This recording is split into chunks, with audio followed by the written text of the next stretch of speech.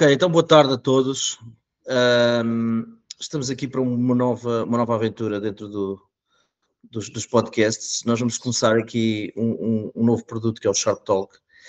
E eu já me conhecem, sou host do programa assíduo, faço normalmente com o Divino e com o Lucas.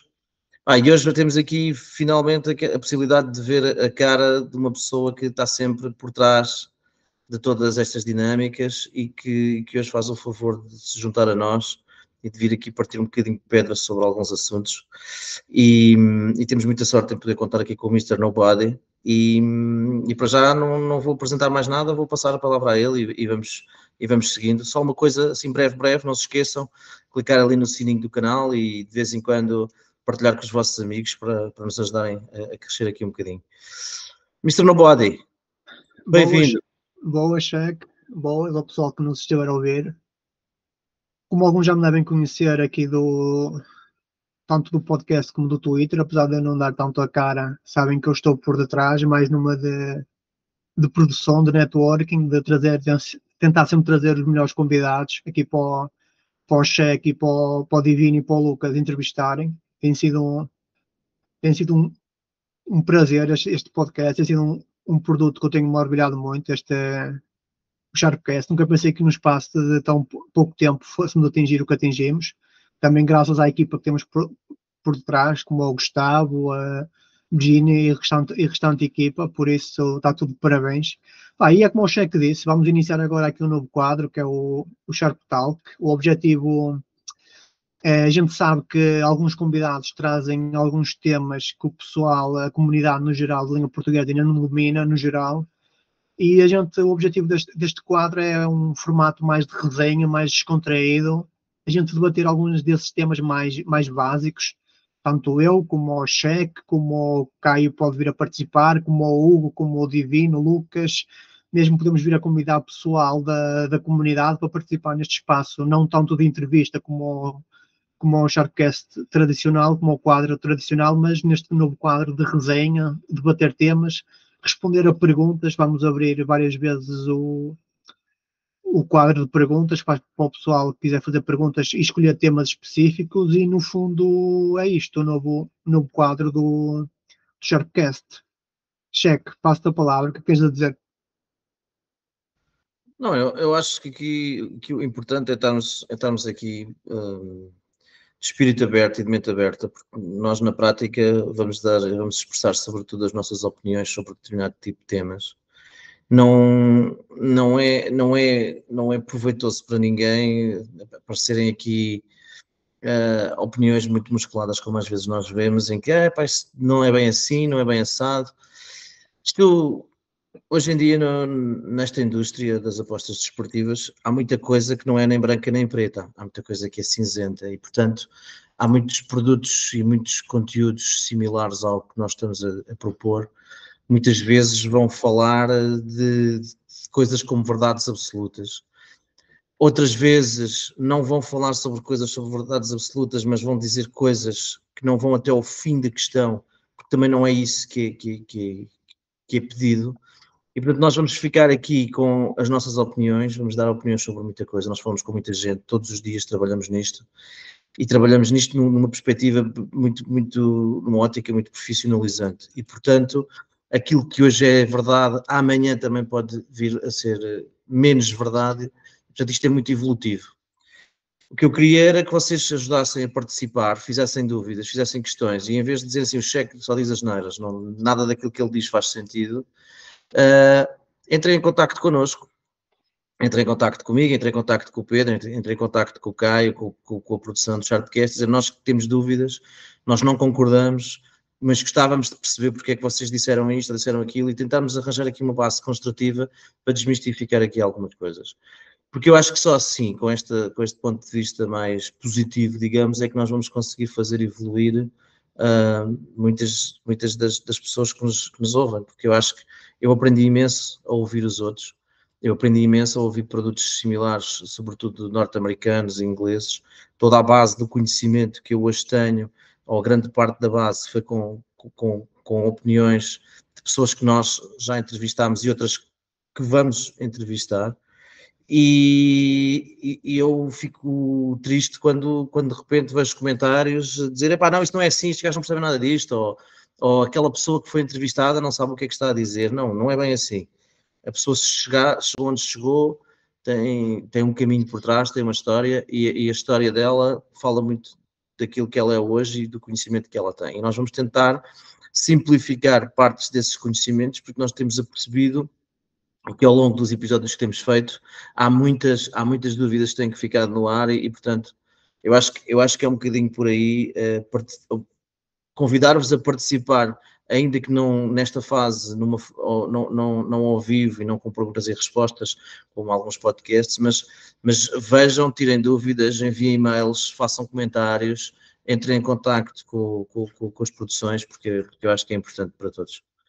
E posto isto, Pedro, acho que podemos começar e podemos começar a tirar a primeira pedra por cima do assunto. Sim, esse ponto aí foi excelente das opiniões, porque sabes que tu que também já estás aqui há muitos anos, sabes que existe uma espécie de clubismo quase nesta comunidade no que toca a opiniões e a métodos e isso.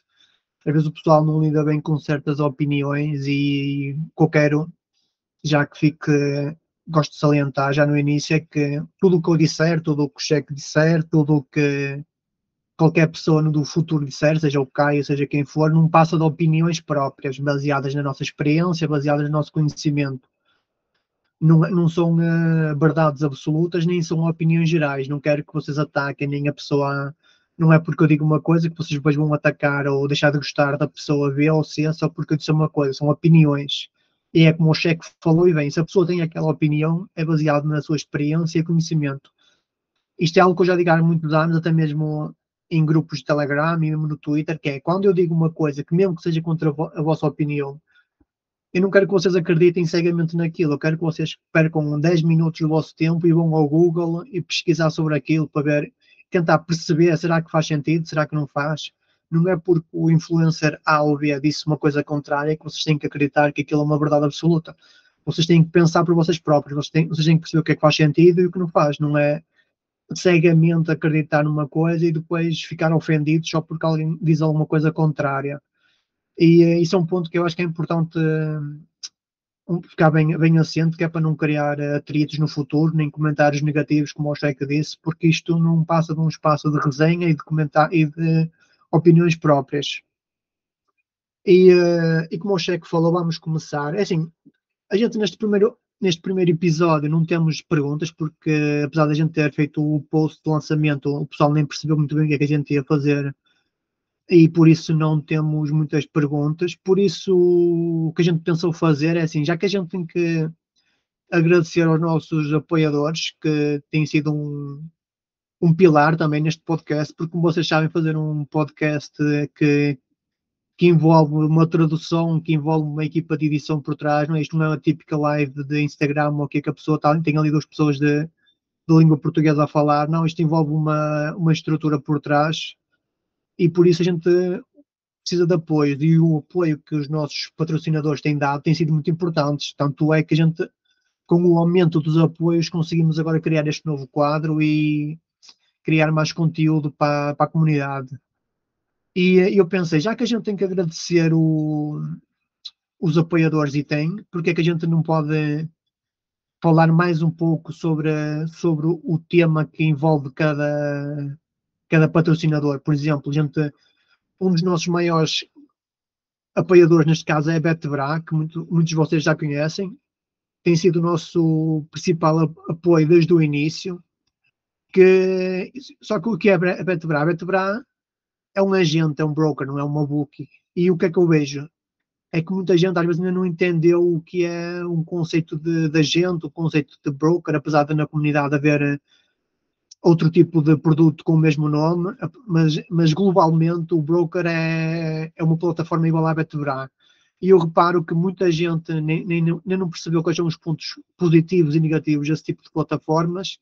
E eu pensei, por que não começar por aí enquanto já que a gente tem que agradecer aos nossos apoiadores, também entrar por esses temas. Por isso, porque já o meu obrigado, que eu não tinha, nunca o tinha feito pessoalmente, um obrigado à Betebra pelo apoio vamos entrar por esse tema para começar aqui a resenha sobre o que é os brokers, quais são os seus pontos positivos, os pontos negativos e cheque. Qual é a tua opinião aí sobre os brokers? Para ti, já tens bastante experiência, que já lidas com agentes há bastantes anos. Não, até para começar até melhor. Para ti, qual o principal objetivo de um broker? Porque é que o broker faz sentido? Porque é que o broker existe? Para que tipo de apostador é que tu recomendas um broker? Qual é a tua opinião nisso? Epá, vamos lá. Eu primeiro, eu acho que a coisa mais importante é alinharmos aqui alguns conceitos. E o conceito de broker, ele não é igual no Brasil, na Inglaterra ou na Ásia. E, portanto, eu acho que aquilo que nós vamos, ou que devíamos fazer primeiro é alinhar o conceito de broker, e eu vou-lhes explicar-vos o que é um broker para mim. E é mais fácil explicar o que é um broker para mim e depois dizer qual é essa importância, porque muitas das vezes, se nós mudarmos um bocadinho o conceito, a resposta pode não se enquadrar. Ora bem, para mim um broker, neste caso estou a falar de uma plataforma, não de uma pessoa, porque pode haver brokers que sejam pessoas, mas neste caso um broker é uma plataforma que faz uma agregação de preços e basicamente ela faz uma agregação de preços porque dentro dela estão correspondentes APIs. APIs são no fundo ligações automáticas a casas de apostas, e quando nós fazemos uma proposta de uma compra de um determinado preço, de um determinado evento, o que nós estamos a fazer no fundo é nós estamos a fazer uma procura através de um motor de busca, como podemos comparar, em que vai procurar em vários sítios um determinado preço e que depois vai fazer uma alocação ao melhor preço. Pronto. Para mim um broker ou uma plataforma de brokerage, uma plataforma que faz basicamente isto, vai procurar os preços que estão disponíveis naqueles mercados,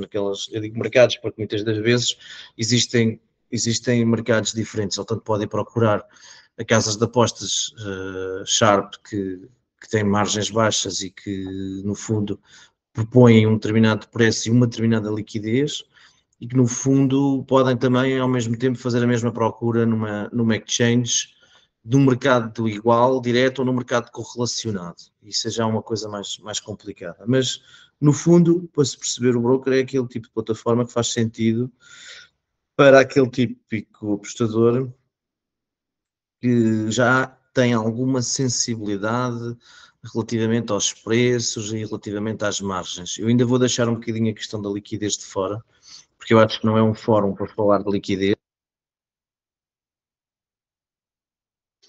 Vou fazer a resposta assim. Um broker é uma plataforma que procura o melhor preço numa determinada aposta, num determinado momento. E ao contrário, numa casa de apostas em que nós estamos a lidar com uma casa que só tem uma determinada margem, tem um determinado juice, como dizem no Brasil, nos brokers eles vão fazer uma pesquisa e vão fazer uma alocação por esse critério, no fundo. Para já, eu acho que quem tiver alguma sensibilidade já ao preço, quem achar que um 92 não é igual a um 89 ou um 87, e quem tiver essa preocupação já pode começar a olhar para os brokers. Sim, esse é um ponto importante que eu acho que eu, pelo que eu vejo até nas redes sociais, é um ponto que ainda falha um bocado na comunidade, principalmente aos apostadores mais iniciantes e intermédios, que é essa sensibilidade ao preço, né? O que também há quem chama de o conceito de line shopping, não é? Que é no fundo é a pessoa tentar sempre comprar ao melhor preço disponível para essa pessoa, não é? Não é porque numa casa na Austrália está um preço melhor que isso significa que seja o melhor preço para a pessoa. Porquê? Porque a pessoa não tem como introduzir esse preço. Mas a partir do momento que a pessoa está disponível a essa pessoa um preço melhor, se é numa casa, num broker, um preço melhor e que a pessoa esteja ao alcance, eu acho que esse é um ponto que ainda falta um bocado à comunidade, é a sensibilidade ao preço, que é, às vezes a pessoa, o pessoal, o comum apostador não entende que mesmo 2 ticks, como o pessoal chama, a nível do valor esperado pode corresponder a 1, 2%. isso vai fazer toda a diferença. 2% de valor esperado a longo prazo vai-vos fazer uma diferença de 2% no retorno, para vocês terem uma ideia. Por isso que quando vocês às vezes subestimam o valor de 2 ticks, de 3 ticks, a longo prazo isso vai fazer uma diferença enorme. Se a gente estiver a falar de uma diferença de 1%, 2% no vosso ROI, imaginem a diferença que é. Imaginem a diferença entre ter 2% sobre 1 milhão ou 3% sobre 1 milhão. Por isso, imaginem a diferença que faz, que é para vocês terem uma noção da importância desta sensibilidade ao preço, como o Cheque falou e bem. Assim, depois eu também, outra coisa importante que do broker, do agente, como vocês quiserem chamar, e complementando o que o Cheque falou e bem, é que para mim a grande vantagem, e que eu já uso há vários anos por causa disso, é o facto de vocês poderem ter acesso a casas, especialmente asiáticas, que de outra forma vocês teriam muita dificuldade em ter acesso, e mesmo que tenham acesso direto a essas casas, os limites vão ser muito, muito fracos. Existem casas asiáticas que o modelo de negócio delas passa mesmo por darem prioridade aos agentes, darem prioridade aos brokers. Elas trabalham principalmente por agente, por plataforma. E vocês, para terem acesso a essas casas asiáticas, que são grandes casas ao níveis da Pinnacle e Circus e, por exemplo, casas Sharps, vocês, para ter acesso a essas casas, vocês só conseguem através de um broker. Se vocês, por exemplo, entrarem na Betebra e forem à parte onde vocês conseguem aceder a todos os preços, ao preço geral, como o Cheque falou, onde faz uma pesquisa por todas as APIs e vários preços, vocês vão ver lá em casas asiáticas que com preços excelentes e de outra forma vocês não vão conseguir ter acesso a esses preços. Por isso, para mim, as grandes vantagens, do meu ponto de vista, dos brokers é mesmo esse, é dar-vos acesso a casas que de outras formas vocês não teriam acesso, e também o facto das condições, não é? Porque, por exemplo, vocês a nível de exchanges conseguem ter uma melhor condição nesses brokers no geral, porque vocês nos brokers conseguem arranjar, por exemplo, preços na Betfair com 2, 3% de comissão, que é muito bom, enquanto, por exemplo, no Brasil o preço geral da Betfair, o preço normal de comissão é 6,5%, o que significa que vocês entrando através do agente pagam metade da comissão. E isso para mim também sempre foi um dos pontos mais importantes, foi esse, o facto de eles oferecerem melhores condições a nível de exchange. Pode haver plataformas também que oferecem melhores condições, mesmo a nível de condições de pagamento, mesmo a nível de depósitos, mesmo a nível de levantamentos. Pode haver plataformas que vos oferecem condições de depósito de pagamento que a Bookie tradicional não vos oferece, e vocês através deles conseguem ter essas condições de depósito. Por isso, são pontos que eu acho importantes quando vocês pensam em usar uma plataforma. Não é usar uma plataforma só porque sim. As plataformas têm pontos negativos e positivos, e vocês têm que reforçar que, ok, se eu vou usar esta plataforma, é isto que me vai trazer de vantagem. E por isso, foi excelente o comentário do Cheque, concordo a 100% nessa parte, mas agora a gente também temos que ser neutros. Cheque, aí pontos negativos para ti que tu achas que são aí o facto dos agentes. Atenção, não vou falar, neste caso não vamos falar da Betfair em específico, mas no geral, experiências que tenhas tido ao longo da tua carreira, por aí fora. Olha, aspectos negativos há vários, e tem muito a ver com uma coisa que normalmente não se fala, mas que são temas muito polémicos. Tem muito a ver, por exemplo, com questões da operacionalidade. Eu vou dar um exemplo. Às vezes há necessidade de fazer, por exemplo, apostas múltiplas aos sistemas, coisas que acontecem muito, e vou falar de mercados específicos.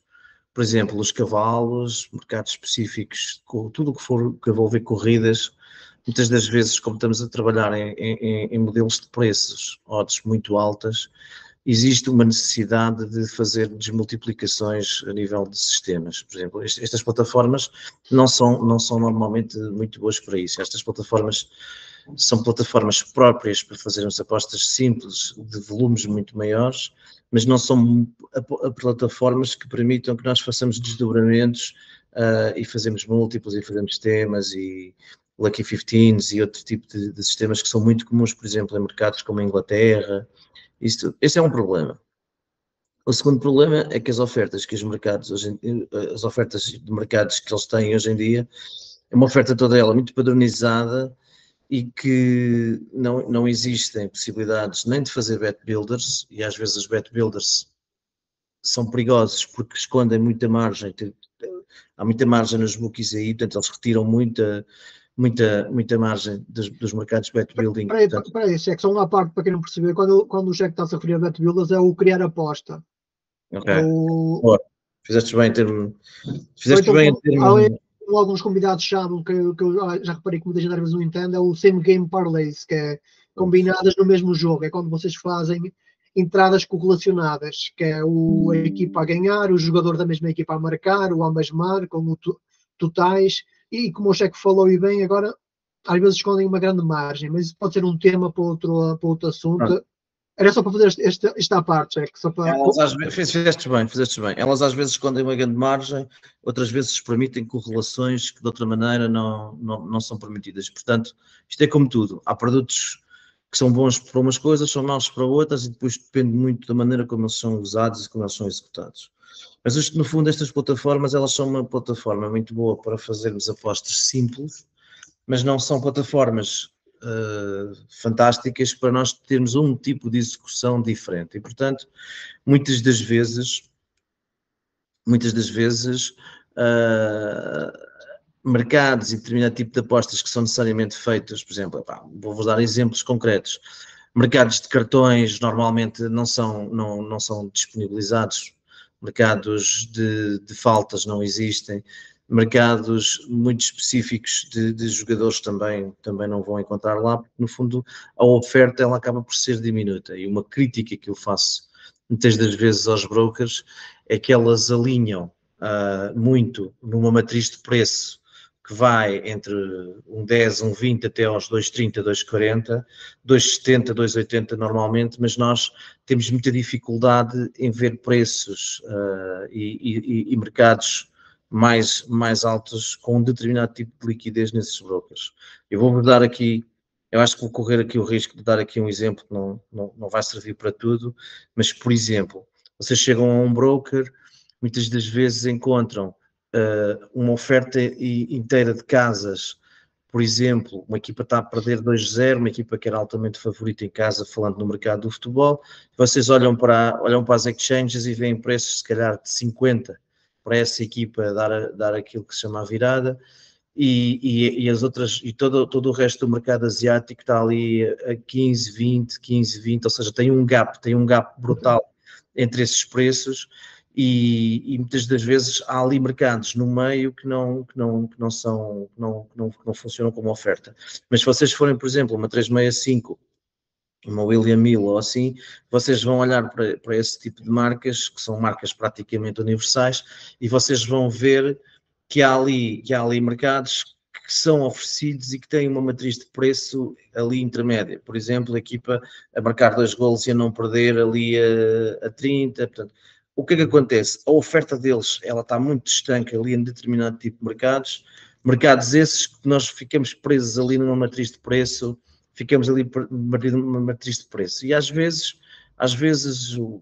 quem está nas salas de trading sabe perfeitamente que é preciso irmos ali atrás daqueles cisnes negros, e de vez em quando, eu lembro-me de uma aposta, há uns anos atrás, que estava a Roma em casa a perder, salvo erro, 2-0, e estava completamente em cima da outra equipa, e basicamente a Roma estava a massacrar. E faltavam ali 14, 15 minutos para acabar o jogo, e havia uma oferta nos brokers que ia até 20.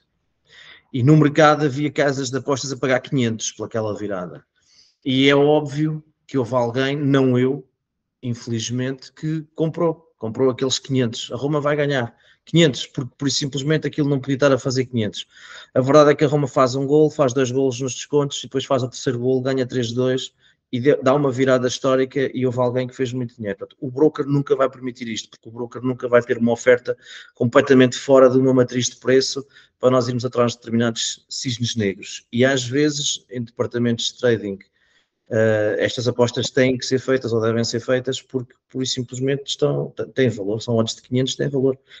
E o broker não permite isto. Portanto, basicamente tem muito a ver com limitação de mercados, limitação de algumas matrizes que preços fazem e, sobretudo, a nível da execução, não são plataformas fantásticas para fazermos execução com sistemas de apostas. Eu acho que basicamente para mim é isto, Pedro. Não sei se tens outra opinião ou se queres falar de outras desvantagens, mas eu sobre a parte de outras partes não vou falar porque não faz sentido a questão das moedas, dos pagamentos, da maneira como se recebe, da maneira dos limites. Acho que não faz sentido.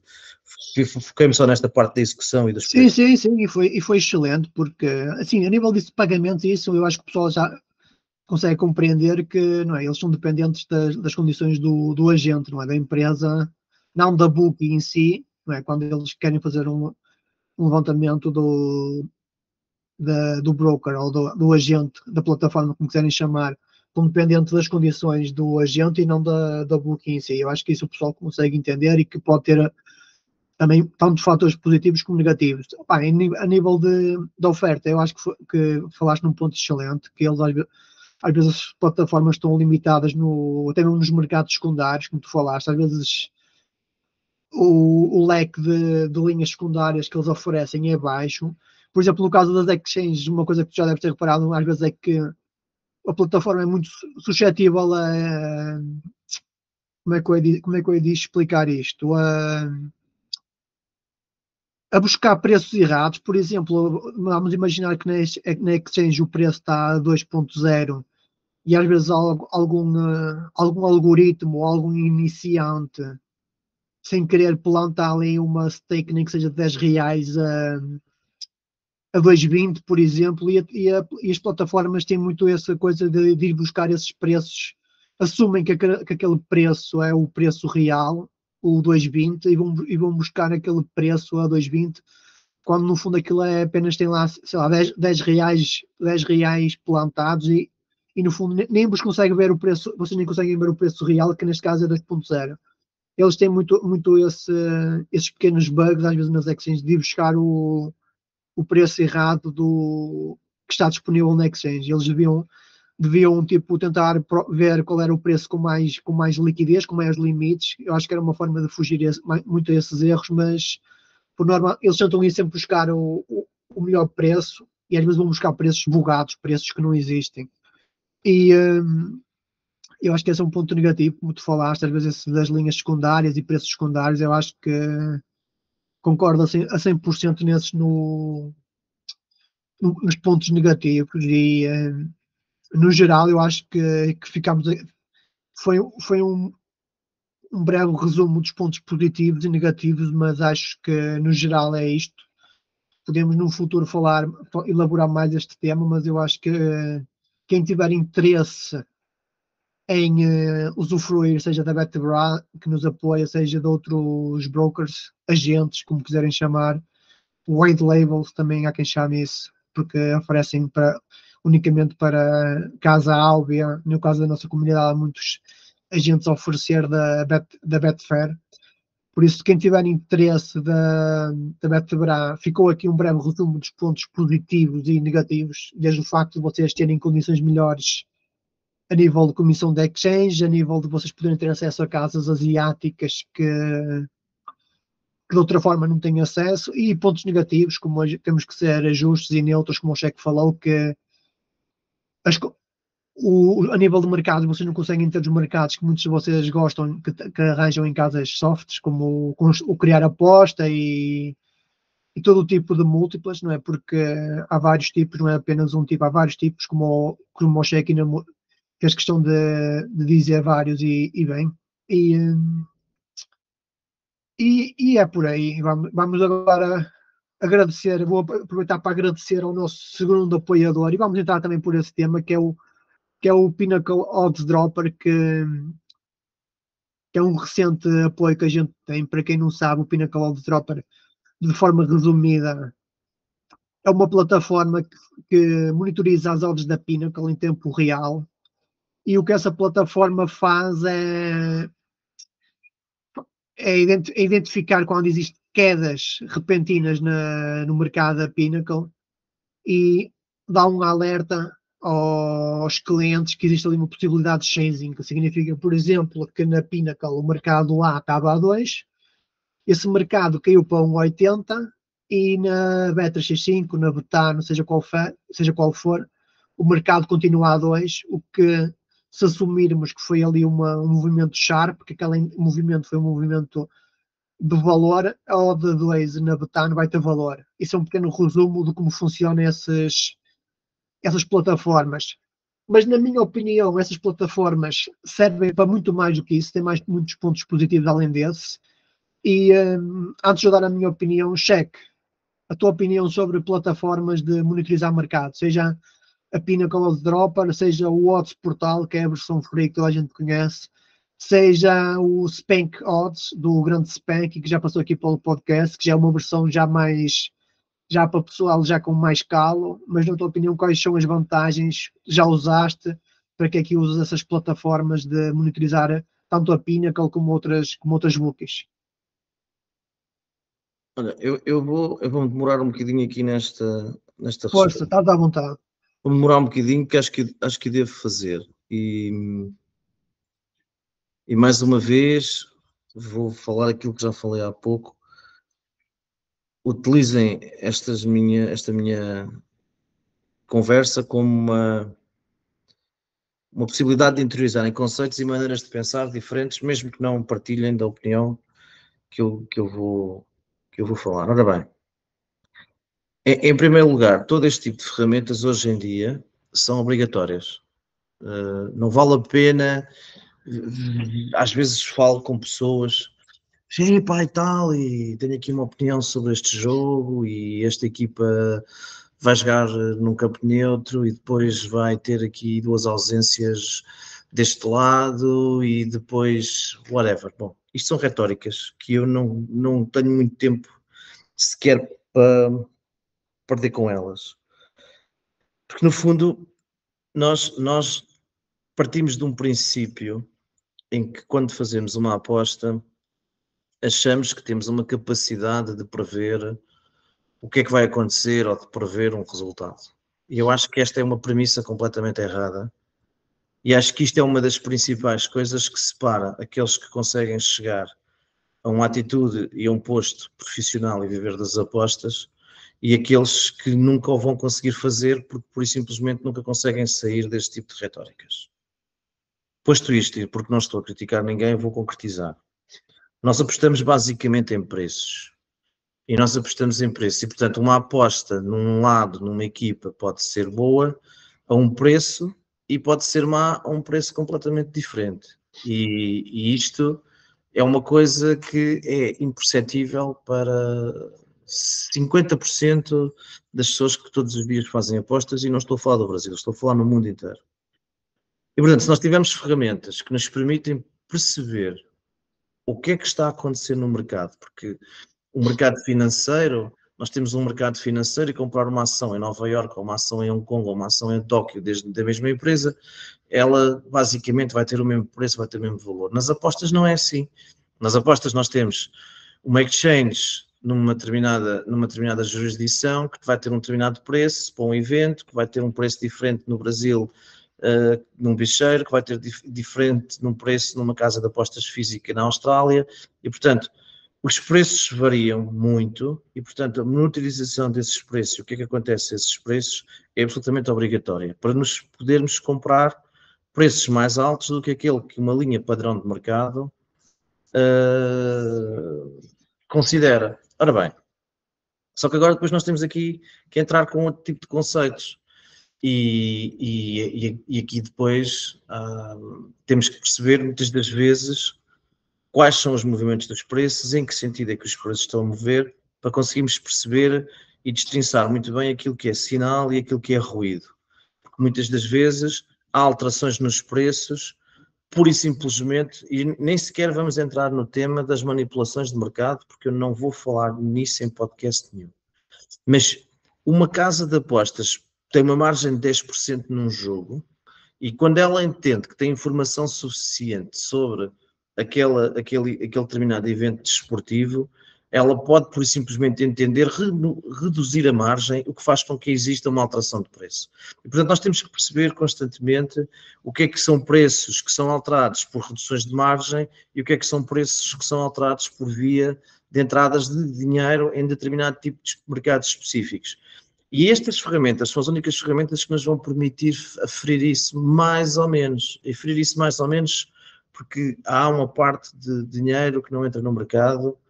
Também não vamos falar sobre o position taking aqui, mas o que eu quero dizer é isto: eu não consigo trabalhar se não tiver não uma, não duas, não três, mas 4 ou 5 plataformas que me dão informação sobre o que é que se está a passar no mercado, para poder perceber então, muitas das vezes, quais são aqueles movimentos que são induzidos por redução de margem ou quais são aqueles movimentos que são induzidos por entradas de dinheiro reais e, portanto, informação que eu quero considerar para depois poder tomar as minhas próprias decisões, quer esteja exposto no mercado ou não esteja exposto no mercado.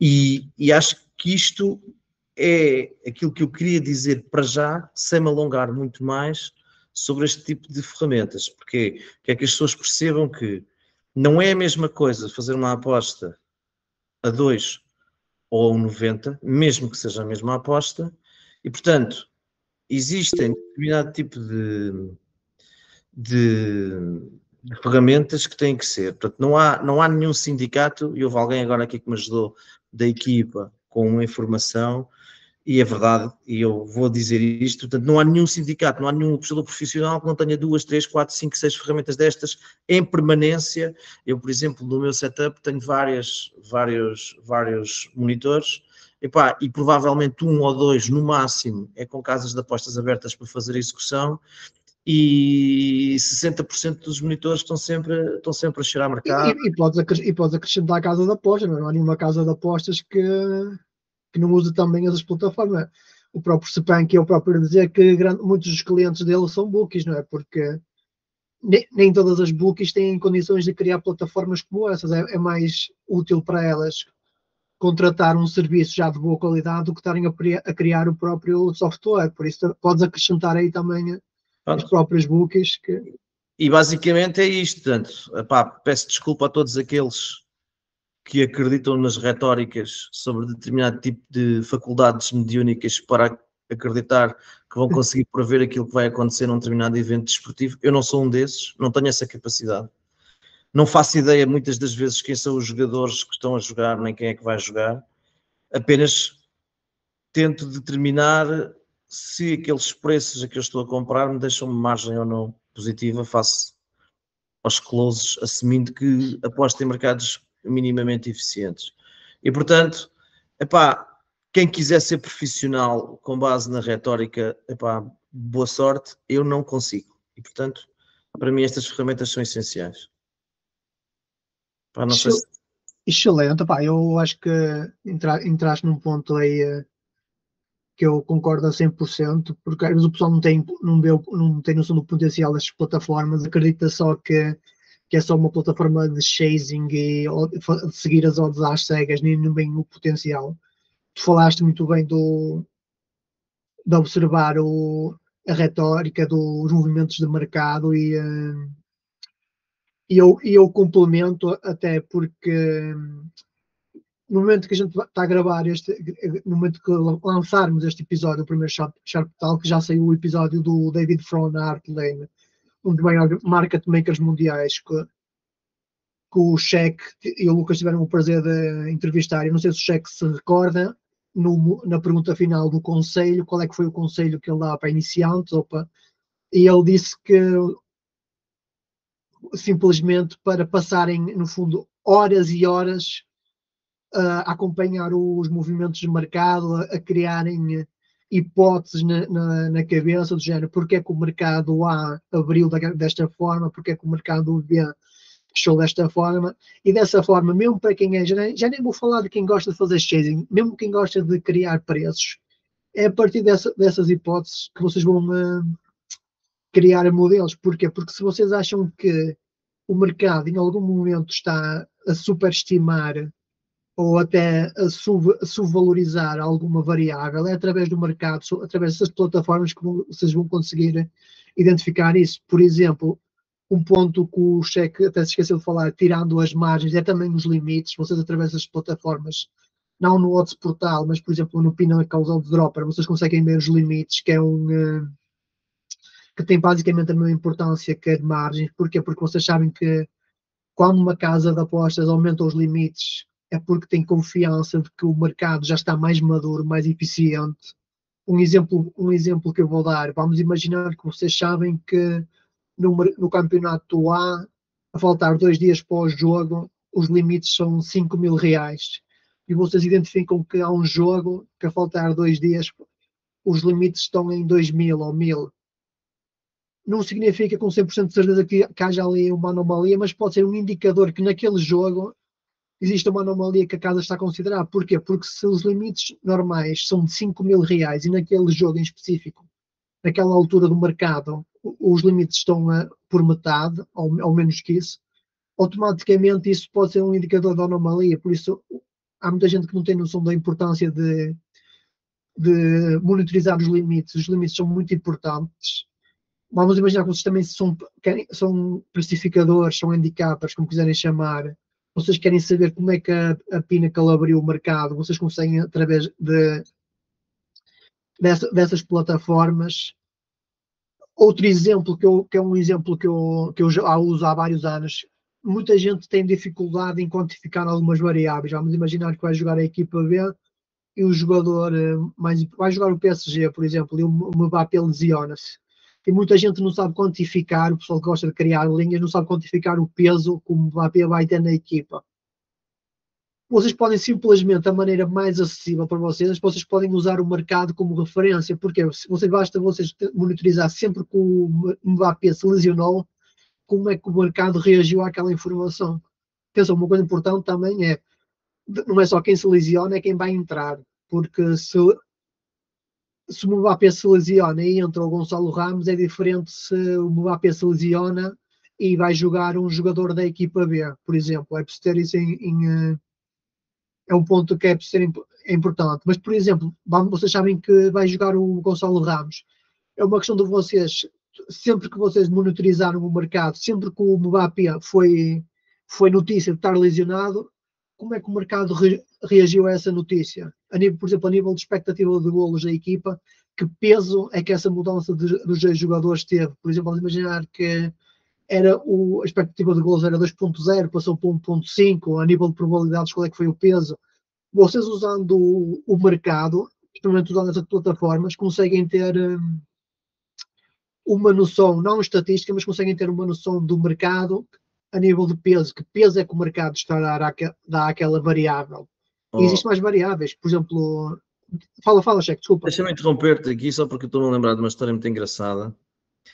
Eu estava a trabalhar com um sindicato na altura do Covid, em que havia muito peso dos line-ups, ou seja, basicamente havia uma grande oscilação quando saiu os 11, porque nós nunca sabíamos bem quem é que tinha Covid, quem é que não tinha Covid, quantos é que tinham Covid. Sabias que havia uma notícia que havia Covid numa determinada equipa, mas não sabias concretamente qual é que era. Eu lembro-me especificamente de um caso em que nós perdemos muito dinheiro, e é por isso que eu estou a falar nisso, porque perdemos muito dinheiro. Então o que é que acontece? Havia um jogo de Portugal e havia uma pessoa que estava na imprensa que nos passava de vez em quando alguma informação mais rápida do que ela chegava ao mercado. E há uma altura em que essa pessoa manda-nos uma mensagem e que diz: há Covid na seleção portuguesa, foi no jogo de Portugal contra a Suécia, e há Covid na seleção portuguesa, e nós pensámos assim: epá, porra, quem é que vai faltar? E não se sabia, nem eles sabiam. Os jornalistas, a Federação Portuguesa faz um trabalho fantástico a nível de informação, e os jornalistas também não sabiam, só sabiam quando saíam os 11. E na altura cai uma informação no telemóvel e dizem assim, CR7. E nós pensámos, epá, podemos nos antecipar ao mercado. O mercado vai mudar completamente. Nós tínhamos uma estimação nessa altura que o CR7 valia 30 pontos, ou seja, valia 30 básicos. Nós sabíamos basicamente que Portugal com o CR7, por exemplo, pagava a 2, Portugal sem o CR7 pagaria 2,30. E então basicamente o que nós fizemos foi uma coisa muito simples, entramos de onde tínhamos que entrar, do outro lado, à espera da subida de Portugal e do drop da Suécia. E entretanto o mercado faz basicamente o movimento que nós falámos, não sei se eram 30, se foram 34 pontos, e nós estávamos bem porque tínhamos uma excelente aposta, tínhamos uma excelente aposta nos unders, tínhamos uma excelente aposta na Suécia, tínhamos tido closes fantásticos, e de repente o CR7 não joga, e nós fazemos uma equipa que, eu salvo erro, tinha o Bernardo, tinha assim uns miúdos todos, e Sporting, peço desculpa, sou Sportingista às vezes. E Portugal ganhou, salvo erro, 4-0, e nós perdemos as apostas todas com um close fantástico. Mas isto para dizer que na altura, aquilo que tu estavas a falar na altura do Covid era uma coisa brutal, porque havia jogadores que valiam 30 pontos, o Messi valia 30 pontos, o Ronaldo valia 30 pontos, hoje em dia não valem 30 pontos, até porque as métricas de calcular o peso dos jogadores evoluíram muito a nível dos expected goals, e portanto há muita correlação que é feita através da expected goals, mas basicamente eu lembro-me perfeitamente, fizemos 3 grandes apostas, muito dinheiro, tivemos 3 closes fantásticos e perdemos todas. E é por isso que eu estou a contar a história, porque é um exemplo daquilo que o Pedro estava a falar, é um exemplo prático, com números práticos que tínhamos na altura, e hoje em dia ainda muitas das vezes este tipo de metodologias são muito úteis porque vos permitem aferir muito melhor os preços. Desculpa, mas achei que esta história valia a pena de partilhar aqui. Sim, e foi um exemplo prático de como o mercado pode não ser perfeito, mas há um ex-apostador que inclusive o António contou a história dele, que foi a pessoa que no fundo revolucionou a Pinnacle, que levou para lá os jogadores de Magic the Gathering e isso, que não vale a pena dizer o nome dele, e eu segui o blog dele e sigo, e uma coisa que ele sempre reforça é que o mercado é melhor do que qualquer estatística. Atenção, isto não quer dizer que seja uma verdade absoluta, mas na opinião dele, ele fala que o mercado é melhor do que qualquer estatística, e ele fala muito isso, da pessoa usar o mercado como principal input. E eu isso já usava há bastantes anos, isto de quando alguma variável que eu não sei quantificar, ou que eu tenho dúvidas, ou até quantifico, mas acho que tenho ali uma margem de erro enorme. O que vocês podem fazer é isso, é ver como é que o mercado reagiu a essa variável. É claro que se vocês usarem um jogo vai ter muito ruído, mas se usarem vários jogos, vocês vão ter uma ideia de que peso é que o mercado deu àquela variável. Neste caso usámos a lesão de um jogador, mas podemos usar outras variáveis, desde jogos à porta fechada, desde jogos com uma certa condição atmosférica. Por isso, várias variáveis que são assim mais difíceis de quantificar. E só para reforçar o ponto que estas plataformas, como a Pinnacle Odds Dropper e outras, são excelentes para várias vertentes das apostas, não só para quem gosta de fazer chasing, mas para, como eu dei o exemplo, de quem gosta de precificar, de criar os próprios preços, podem usar para identificar anomalias, não é? Da mesma maneira que no mercado financeiro, no trading financeiro, eles passam horas e horas e horas a tentar prever os movimentos do mercado e a tentar identificar anomalias através de padrões. Vocês podem fazer a mesma coisa, podem tentar perceber quando é que o mercado reage de maneira estranha. Como eu disse, é o suficiente para vocês criarem ali uma hipótese e através disso vocês criarem algo que possa indicar que existe ali valor, algum comportamento estranho. É mesmo a palavra certa para toda a gente perceber, é vocês através do movimento do mercado identificarem movimentos estranhos que vocês consideram estranhos, ou porque houve ali uma queda muito repentina e não há nenhuma notícia que faça sentido para essa queda, entre outros pontos. Eu acho que para quem gosta de trading também, não é? Para quem gosta de fazer aquele trading, o que a comunidade chamam de trading puro, o que eu normalmente até chamo de arbitragem de risco, que foi uma expressão que eu aprendi com o Dr. Ziemba, que faleceu há pouco tempo, e ele chamava esse tipo de método de arbitragem de risco, e é uma expressão que eu sempre gostei, que é esses métodos em que o apostador tenta especular a volatilidade do mercado, que entra no ponto A, espera que o mercado se mova para fechar, o que o pessoal na comunidade chama de trading puro, a comunidade do trading. E mesmo por esse tipo de métodos, vocês usarem esse tipo de plataformas, eu acho que é obrigatório, não é? Porque vocês têm que sempre ter uma referência, porque como o Cheque falou e bem, vai haver muito sinal e muito ruído. Para o pessoal perceber, aos iniciantes, o que é o sinal. O sinal é quando o mercado se move de maneira eficiente, se move para o preço certo. Ruído é quando o mercado existe uma anomalia, um viés, e os apostadores reagem de maneira errada e o mercado se move de maneira errada, afasta-se do preço justo. Por isso, vocês só conseguem identificar esses movimentos, o correto e o errado, o sinal e o ruído, como o Cheque falou e bem, se vocês monitorizarem o mercado, e vocês só o conseguem através deste tipo de plataformas, e é por isso que mesmo as bookies, não há nenhuma bookie que não use, que tenha plataformas destas. Os sindicatos, como os grandes grupos, todos têm uma plataforma destas. Porquê? Nem é só pelo conceito de chasing, mas pelo conceito que a gente falou até agora, desde o conceito de usar como referência de peso, de variável, monitorizar possíveis anomalias, tudo isso é útil usando esses softwares. Para acabar, estava aqui a ver, foi exatamente o Diogo Jota que entrou para o lugar do Ronaldo. O mercado deu 30 pontos a isso e o Jota faz uma assistência para o Bernardo Silva e marca os outros 2 gols e nós ganhámos 3-0. Nós, Portugal, ganhámos 3-0. Nós perdemos uma aposta, 2 apostas, perdemos o under 2,5 e perdemos a aposta do handicap do lado da Suécia. E quem entrou substituiu o Ronaldo, faz 2 gols e uma assistência. Foi no dia 14 de outubro de 2020. E tivemos aí e tivemos aí um momento histórico do Cheque. Foi um momento histórico. Nunca mais me vou esquecer dos 30 pontos que valia ao Ronaldo e do que aconteceu nesse jogo, basicamente. Porque vimos o jogo com um sentimento fantástico de ouvir porque temos ganho, mas com um sentimento de uma azia incrível. Engolir a seco. Tivemos 2 apostas fantásticas com closes muito bons e que perdemos as 2. Acontece. E agora, mudando de tema e mudando para o nosso terceiro apoiador, e também aproveitando esse tema, que é um tema diferente, que é agradecer também à BetDex, que é o nosso novo patrocinador, que é uma exchange que está a tentar entrar em força no mercado, principalmente na nossa comunidade.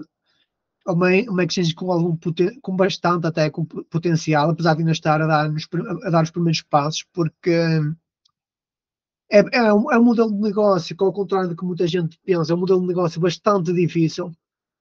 É um modelo de negócio que a pessoa que abre uma exchange tem que gostar bastante. Nós temos o exemplo da Betfair, não é? Que quando foi criada havia paixão pelos criadores e a partir do momento que ela foi vendida, os novos donos praticamente estão a deixar aquilo morrer aos poucos. Porquê? Porque é um modelo de negócio que é preciso ter paixão. Porquê? Porque as margens são baixas, os custos são ligeiramente altos e o lucro, comparado com outros modelos de negócio, é baixo. E por isso temos que valorizar quem tenta abrir exchange, porque é um modelo de negócio que não é fácil e que, apesar de, em teoria, ser um modelo de negócio, como é que eu dizer, mais neutro para o apostador, é um modelo de negócio que não se vê muito, né? Não se vê muitas exchanges a atingir o topo. Tivemos uma, que foi a Betfair, que a gente conhece, a comunidade conhece bem. Temos agora a Sport Trade, que a nível de potencial eu acho que até já superou a Betfair, devido aos limites e até devido às condições que oferece, apesar de estar ainda, como é que eu digo, de estar ainda ali muito fechada num nicho muito específico de oferta, não é? Só oferecem dos Estados Unidos, se não estou em erro, mas se continuar com este crescimento, acredito que tenha tudo, portanto, se globalizar, acredito que a Sport Trade tenha tudo para para atingir o nível da Betfair, e mesmo eu tenho visto até nas redes sociais, eu acho que o Cheque também tem visto, que mesmo a Matchbook e a S-Markets e mesmo a BetTac estão com campanhas de crescimento fortes. Eu acho que eles estão-se a aproveitar um bocado da queda da Betfair, que sempre teve a hegemonia global do mercado exchange. Eu acho que está na altura do monopólio acabar, porque quanto maior oferta tivermos, vai exigir que as exchanges também ofereçam melhores condições, não é? Vão lutar umas com as outras, por isso eu acho bom que haja mais oferta, haja mais duelo de negócio, por assim dizer.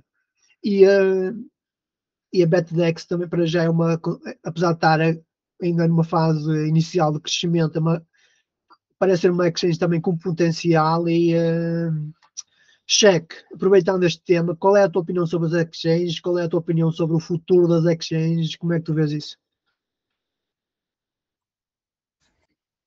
Esta pergunta é muito complexa. Sim, não é fácil, não tem que eu sei que não é fácil. Eu estou a pensar como é que eu vou abordar. Tenho aqui duas maneiras. Ou digo tudo aquilo que eu acho, tenho que fazer 2 episódios ou 3 sobre isto e vamos ter 10 mil comentários. Não. Ou então... Eu acho que basta resumir hoje. A gente pode criar um episódio sobre mas eu quero que haja muitas perguntas sobre isto e quero ser polémico aqui sobre isto, porque acho que todos temos a ganhar. Eu, porque não sou dono da verdade, tenho apenas opiniões e vou ter muita gente a comentar isto, e sobretudo o mercado em geral e o nosso Sharp Talk, porque aqui há 20 anos atrás, quando tu estavas a falar que a Betfair dominou o mercado, a Betfair dominou o mercado assente em 2 coisas. A primeira foi um mercado de corridas de cavalos, em que os exchanges eram absolutamente essenciais para acesso a liquidez e informação. Aqueles últimos minutos antes do início da corrida entravam milhões de euros. Mas eu acho que hoje em dia a Betfair ainda domina o mercado, e ainda domina o mercado sobretudo porque aquele desporto que é mais apostado no mundo inteiro é um desporto que para as nossas comunidades basicamente ninguém liga, como se diz, peva. Ou seja, se vocês tivessem noção que num qualquer jogo de cricket 70 a 80 milhões de euros transacionados não é nada, são volumes baixos, e 70 a 80 milhões de euros ou 90 milhões de dólares ou o equivalente em reais é muito volume. A Betfair ainda tem muito volume. O que a Betfair não tem hoje... Sim, mas também um ponto importante que temos de salientar é que esse volume todo na exchange, na Betfair, o cricket não é um desporto que atraia muitas massas, e no fundo esse volume todo é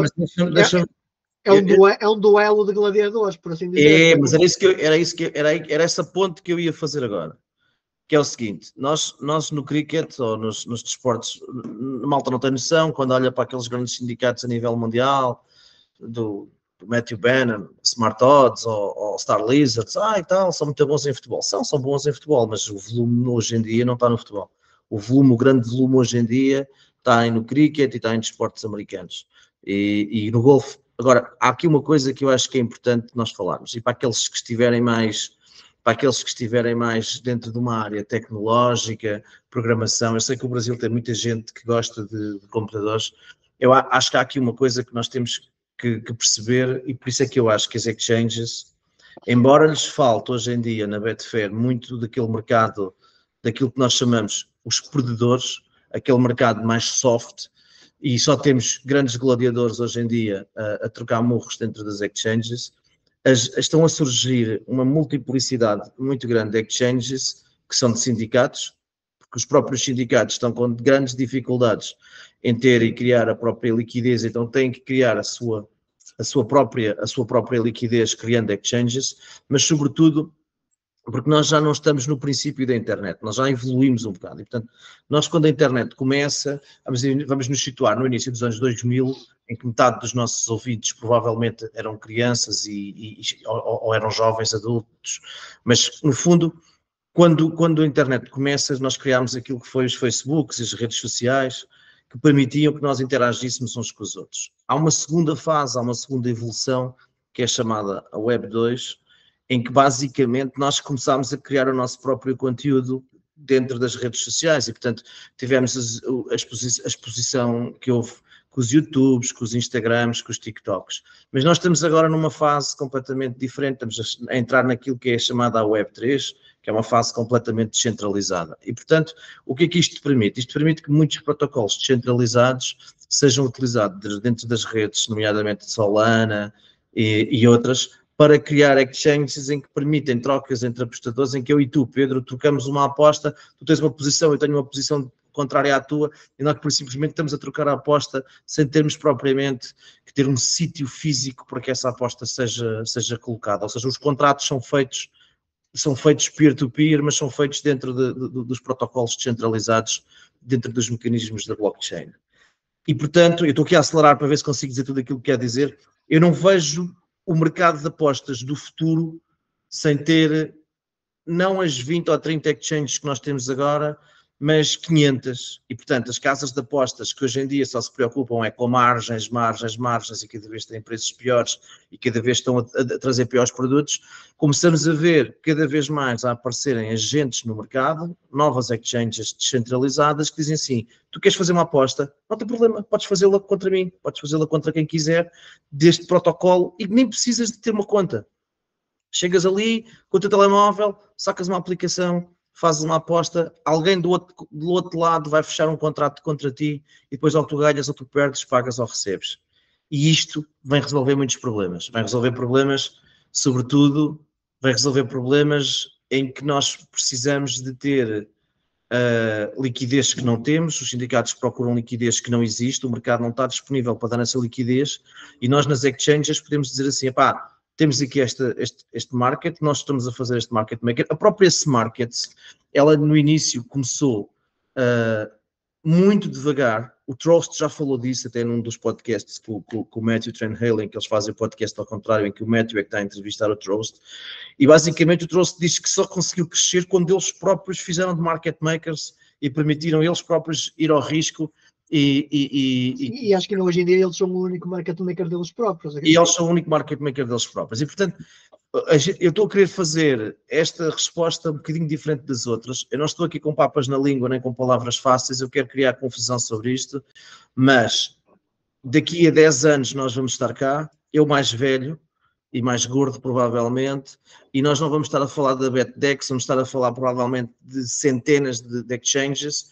E aquilo que nós temos é transacionamos através de todas e provavelmente até vão haver mecanismos de unificação dessas próprias exchanges, porque os próprios brokers que nós falámos na primeira pergunta também vão ter interesse em ter essas exchanges integradas dentro dos brokers para aceder a toda aquela liquidez, porque nós neste momento no mercado, muitas das vezes, eu ouço muito no Brasil, os conteúdos brasileiros, não é que eu consumo muito, mas de vez em quando passam-me coisas e toda a gente fala do EV, o EV, que é uma coisa que, pronto, parece que é o santo grau, é o EV, vamos encontrar EV.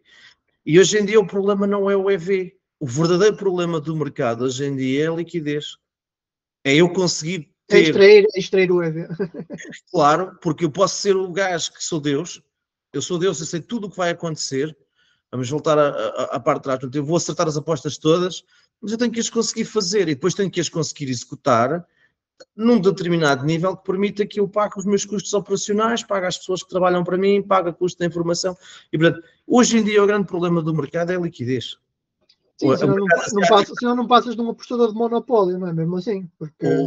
O mercado asiático acabou, meus amigos. O mercado asiático está reduzido a uma liquidez que é um quarto daquela liquidez que era pré-Covid. A Singbet está a sair do mercado profissional, cada vez temos mais dificuldade em ter liquidez no mercado e, portanto, as exchanges são uma maneira, uma ferramenta de quem precisa de liquidez encontrar liquidez adicional.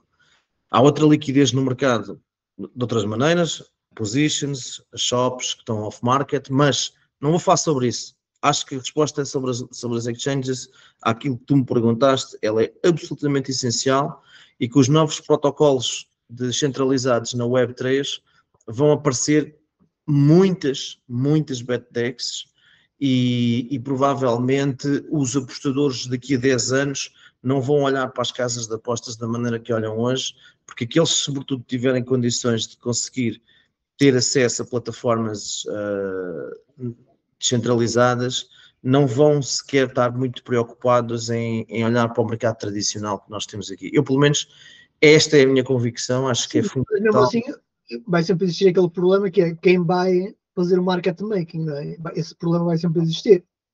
Vai, mas muitas das vezes, esse problema vai existir, mas o que eu estou a ver é que o modelo que a Smartcats adotou deles próprios fazerem o seu próprio market making é um modelo que vai voltar a aparecer em mais plataformas que quiserem vir para ficar, porque o problema é que quando a plataforma inicia, ninguém confia na plataforma o suficiente para estar a despejar lá a liquidez e a fazer lá o market making, e portanto é sempre difícil o arranque das exchanges. As exchanges, muitas delas arrancam e morrem sem conseguirem chegar a uma fase de maturação em que arrancam e que ganham dinheiro com base na comissão. Agora, há uma coisa que eu vou dizer, e que talvez esta, para quem discorda daquilo que eu disse até agora, talvez esta faça sentido. Que é o seguinte: nós, quando começámos a falar, na primeira pergunta que tu me fizeste, eu falei no preço e disse, o preço é fundamental, o preço é a chave disto tudo. Estas plataformas descentralizadas, o nível de comissionamento que estamos a falar, às vezes de meio ponto, ou seja, tu falaste que os brokers podias conseguir comissões de entre 2,5% e 3%, falaste na margem que a Betfair tem no Brasil à volta dos 5,5% e 6%, sem falarmos, eventualmente, em premium charges de lucros de prestadores que ganhem muito dinheiro. Mas estamos a falar de margens nas exchanges descentralizadas que não chegam a 1%. E, portanto, se as margens, se o preço que nós temos que pagar para fazermos uma aposta lá é 5 vezes abaixo de uma média, já ela mais baixa, dos brokers, então provavelmente os preços que vamos conseguir nestas exchanges, e sobretudo, por exemplo, no caso da BetDex, eu desafiava quem não conhece a BetDex a ir ver os mercados. Sei que o mercado de futebol vai haver novos market makers, mas eu desafiava-vos a ver os mercados de ténis e a ver os preços. Sim, eles ténis já estão muito bem. Compararem com o que está no mundo inteiro e vejam o que digam. E, portanto, já porque eu não gosto de fazer publicidade, mas já que tu me obrigas... Sim, eles no ténis estão fortinhos. Porque, aproveitando, falando um ponto negativo também, para sermos neutros, porque o mal de algumas exchanges é, como tu falaste bem, que a comissão é baixa, pode ser até menor, mas tu, no fundo, quando fazes uma aposta numa exchange, vais pagar duas margens, que é isso que às vezes o pessoal não tem noção, que é, tu vais pagar a margem do market maker, que é o spread, que muita gente chama de gap, não é? Quando as pessoas veem aquele gap entre back e lay e veem que existe ali uma diferença, isso normalmente chama-se o spread do market maker. O que é isso? Isso é o juízo, para vocês entenderem, isso é o juízo do market maker. O market maker que está a fazer o papel da casa de apostas no mercado, como o caso da DL Trading, do David Fronart. O que é que ele faz? Ele assume o papel de uma casa de apostas dentro de uma exchange. E como é claro, ele não vai trabalhar para aquecer, não é? Ele precisa ter o próprio juízo. E o que é esse juízo? Esse juízo é esse spread que vocês veem no mercado entre o back e o lay. Vocês vão estar a pagar esse spread ao market maker e depois vão estar a pagar a comissão à casa, à exchange. E, para complementar o que o Cheque disse, que às vezes é um ponto negativo, é que há exchanges que até fazem comissões baixas, mas depois, como a liquidez é baixa, o que é que acontece? O spread do market maker obrigatoriamente vai ser alto. Esse gap entre o back e o lay, ou entre os vários backs, como acontece numa casa tradicional, vai ser alto. Se vocês forem a somar as probabilidades, vocês vão ver que aquilo vai dar, sei lá, 105%, 110%. Vocês vão ver que o overround vai ser alto, essa margem. E o que acontece? Por isso, às vezes, isso também há exchanges que têm a margem baixa, a comissão baixa, mas o spread do mercado vai ser alto. Por isso, também às vezes não compensa muito.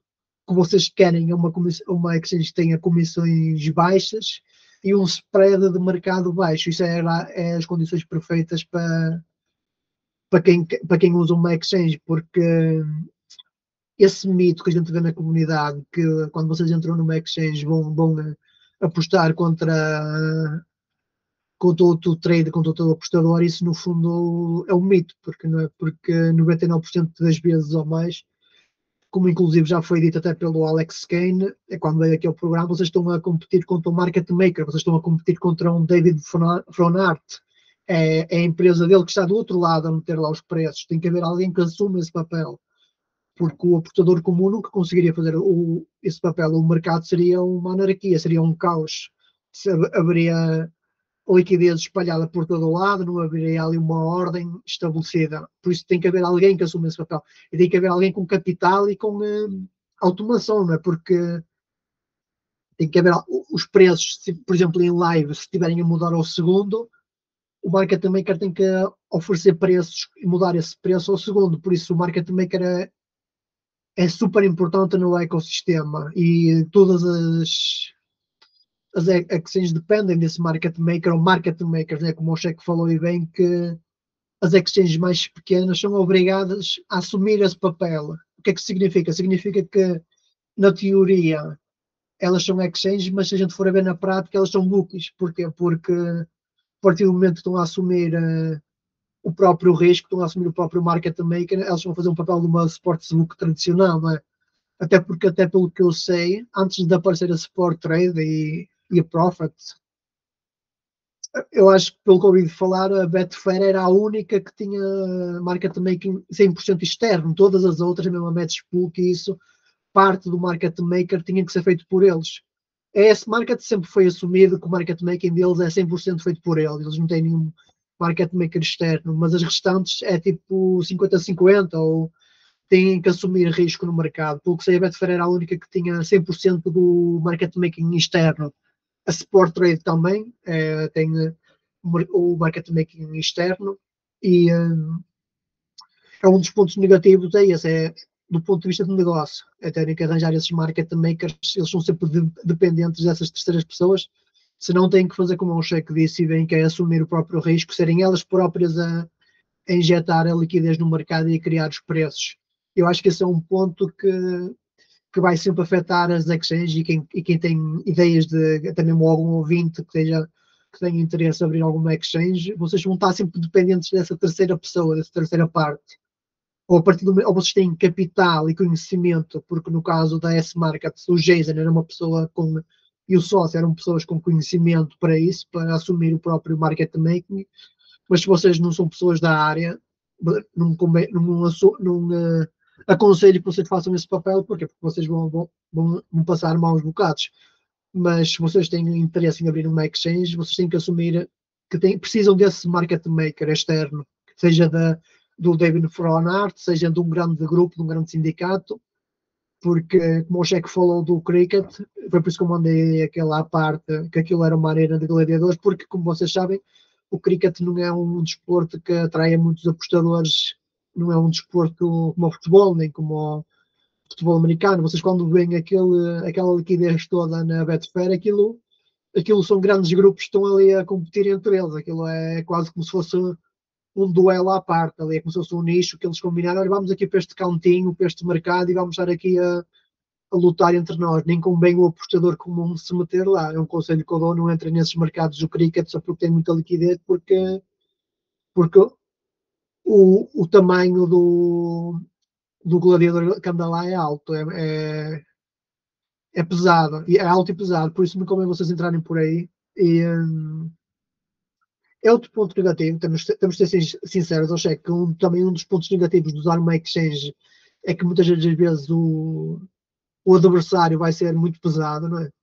O market maker que está do outro lado vai ser uma pessoa com uma capacidade superior, inclusive às próprias casas, temos que ser sinceros, não é? Tipo, os principais market makers das exchanges, neste caso da Betfair, têm a melhor estrutura e habilidade que 99% das casas de apostas. Não é?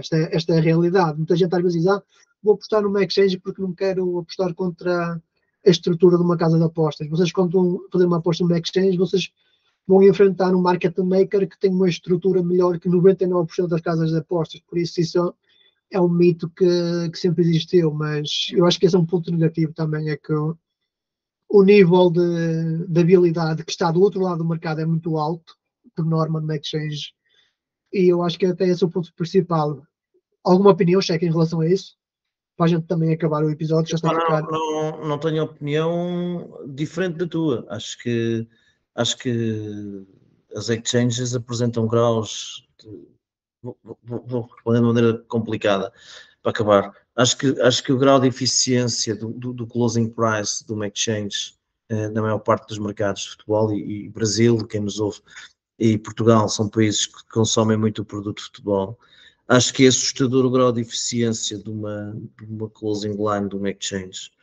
E por contraposição, muitas das vezes, àquilo que nós achamos, por exemplo, das pinnacles desta vida, porque eu acho que neste momento o closing das exchanges é mais eficiente do que o closing das casas de apostas, nomeadamente até inclusive do que a Pinnacle, porque a Pinnacle tem uma liability que tem que respeitar, ou seja, no fundo, quem está na área de trading da Pinnacle é obrigado a ter uma posição de risco que muitas das vezes vai fazer com que o close não seja o mais eficiente, ou seja, o número foi mais eficiente antes do close, e depois no close o número não é tão eficiente, e enquanto nas exchanges isto não existe, ou seja, o close das exchanges é mesmo o ponto máximo.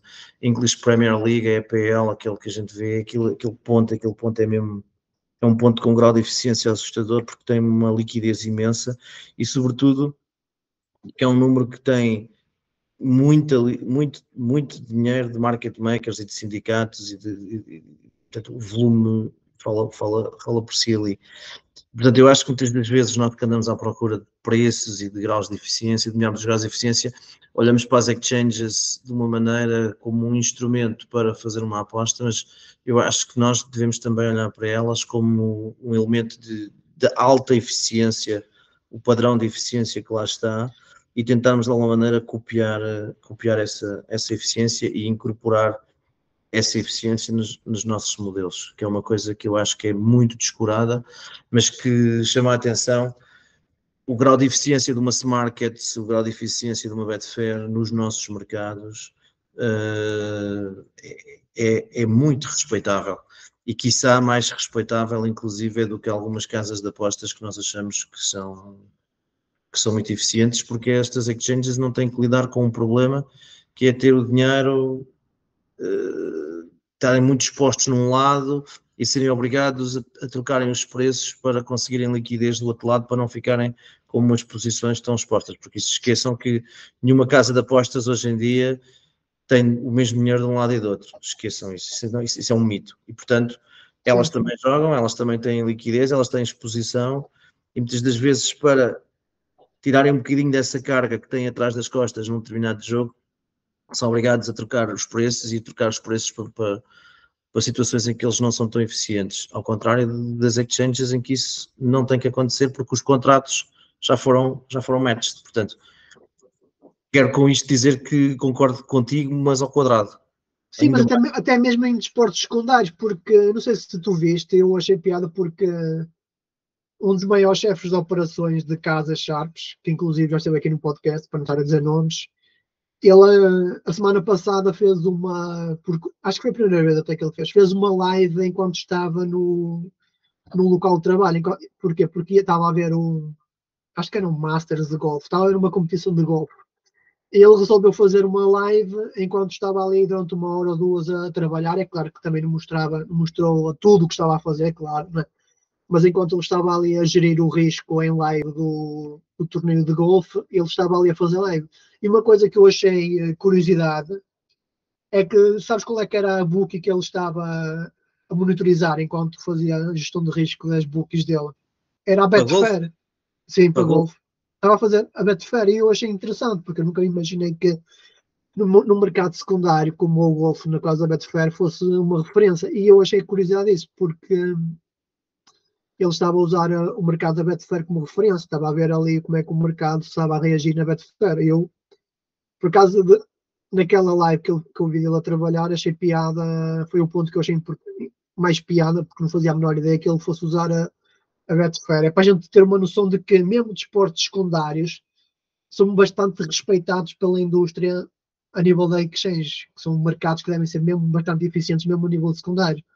E só para complementar aquilo que a gente falou agora sobre a exchange, E o episódio já vai lá, o mal do Sharp Talk é quando juntam duas pessoas que gostam de falar de apostas, isto se arrasta. Isto era suposto ser para vocês terem uma noção, quem estiver a ouvir, isto era suposto ser um episódio de 30 minutos, onde isto já vai, já nem sei em quanto tempo é que isto vai, por isso acho que por hoje é tudo, podemos fechar a porta. Eu espero que o pessoal que tenha ouvido tenha gostado destes 3 temas e a gente tentou resumir, apesar da gente ter falado de carago disto, a gente tentou resumir e o que a gente pode fazer é, se houver perguntas sobre algum tema específico, a gente pode voltar a falar sobre algum dos temas. Por exemplo, vocês mandarem a pergunta, olha, gostava que elaborassem mais aquela parte, ou esta, ou aquele tema. Nós, no outro Sharp Talk, teremos o prazer de fazer isso, porque o objetivo do Sharp Talk é isto, é ser uma resenha que a pessoa está aqui descontraída, a falar à vontade. E agora acabei de reparar que falei carago, mas nem vale a pena o Gustavo cortar, fica mesmo assim, porque é um formato de resenha, é um formato para a pessoa estar aqui descontraída a falar, é por isso que isto até se alargou um bocado, porque a pessoa nem dá um bocado de conta da hora passar e da minha parte eu acho que por hoje é tudo. Cheque, o que é que tens a dizer para a gente se despedir? Epá, agradecer a vossa atenção, pedir-vos para clicarem nos sininhos e nos seguirem. Nós precisamos de crescer o canal, nós precisamos de crescer o canal, porque nós tentamos dar um conteúdo premium de boa qualidade e precisamos que o canal vá crescendo para continuarmos também motivados para que isso aconteça. No fundo, vocês dão-nos muito, mas se clicarem no sininho, convidarem um amigo, dão-nos aquilo que nós precisamos, que é esta gasolina para nós continuarmos a fazer isto. Dizer que peço desculpa se desiludi alguém ou se disse alguma coisa que alguém acha que não é bem assim. Escrevam, ponham comentários, mandem e-mails. Não estamos aqui para ter a verdade toda, mas podemos discutir aqui algumas bolas e alguns pontos de vista sobre isto e podemos discuti-los com quem quer que seja. Com quem quer que seja. E eu, quando estou a falar com quem quer que seja, não estou só a falar para as pessoas que estão a comer conteúdo, estou a falar também para as pessoas que produzem conteúdo. Se acharem que querem vir aqui à arena e conversar um bocado connosco sobre as coisas, estão completamente à vontade, porque nós não estamos a fazer isto nem para prejudicar ninguém, nem para desmentir ninguém, nem muito menos para bater palminhas nas costas de ninguém. Exato. Estamos a fazer o que achamos que deve ser feito e o nosso caminho é basicamente este. Temos uma grande equipa, a equipa toda de Sharp é toda Sharp, desde a pessoa que está a mexer nas máquinas e que está aqui sem almoçar há 2 horas à espera que a gente se cale, até às pessoas que estão a trabalhar na parte do marketing. E basicamente venham para esta arena, venham discutir temas interessantes connosco. Estamos aqui para criar discussão positiva sobre estes temas e no fundo também porque achamos que isto nos devolve muita coisa. Eu fico muito contente por poder partilhar algumas coisas com vocês, porque isto também me dá muito a mim. Vocês podem achar que não, mas também me dá muito a mim saber que alguém mudou o processo dele, mudou o processo, a maneira como faz as coisas, porque ouviu qualquer coisa que eu disse e disse, o que este gajo disse faz algum sentido, eu vou ver se consigo incorporar isto no meu processo e melhorarmos os processos todos, é aquilo que nós aqui pretendemos fazer. E não tenho mais nada a dizer, sem ser um obrigado imenso a ti e a todos que estão aqui a ouvir-nos. Faço-te as minhas palavras, também acho que reforço esse ponto. Eu acho que apesar da gente estar focado na qualidade e não na quantidade, também é motivador a gente ver o apoio, não é? Por isso que a gente precisa também que nos ajudem nessa parte, porque nós estamos a trazer grandes convidados, estamos a trazer temas e convidados que nunca vieram à comunidade, não é? Como agora tivemos recentemente o Spank, mesmo o Spank, um dos maiores apreciadores da atualidade, tivemos o David Fronard recentemente, também um dos maiores market makers da Exchange, temos grandes outros nomes, até mesmo da área dos dados, do mundo analítico a sair, além dos que já tivemos, como grandes operadores, grandes apostadores, lendas, e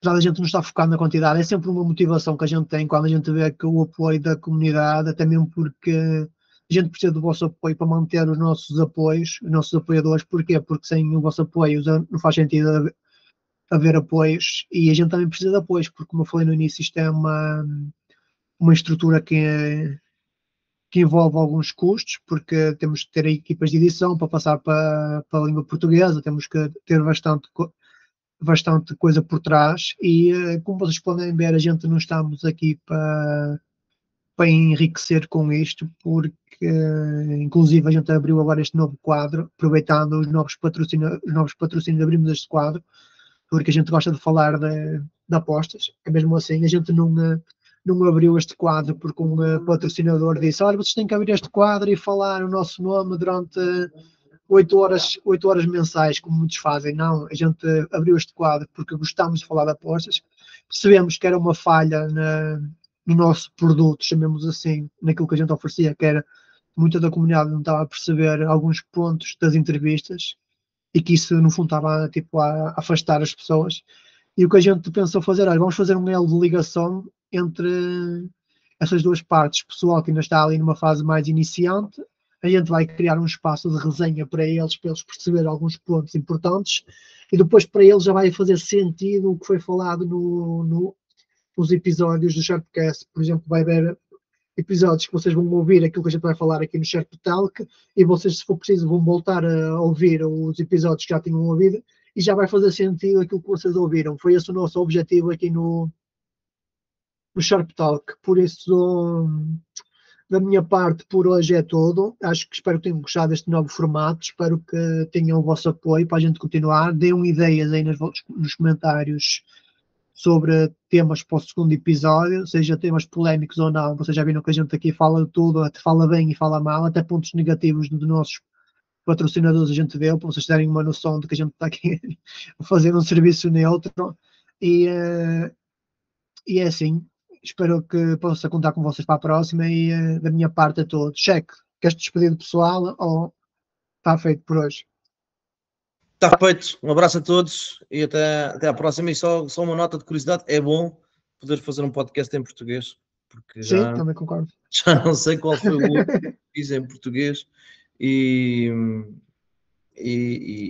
sabe bem, só bem as coisas saem mais atrás. Pessoal, um abraço da minha parte também. Fiquem bem.